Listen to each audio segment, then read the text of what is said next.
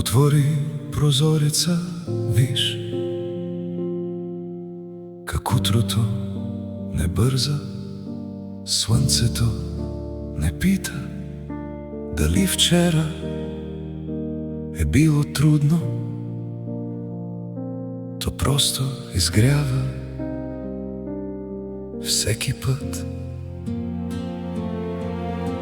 По улиците има хора, които носят своите мечти. Враница в чанта, в джоба или само в сърцето. И всички се надяват днес да им се случи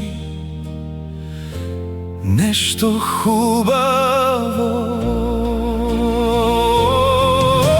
Днес е добър ден да благодариш. Днес е добър ден да се усмихнеш. Днес е добър ден да започнеш нещо ново. Животът не чака идеалния момент.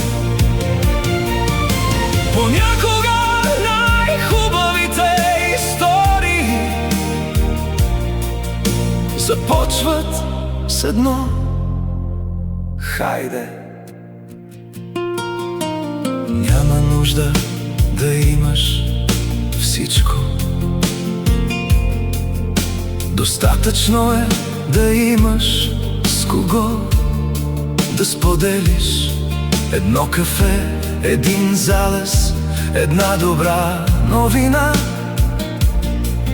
И светът изведнъж става по-широк. Щастието не винаги идва шумно.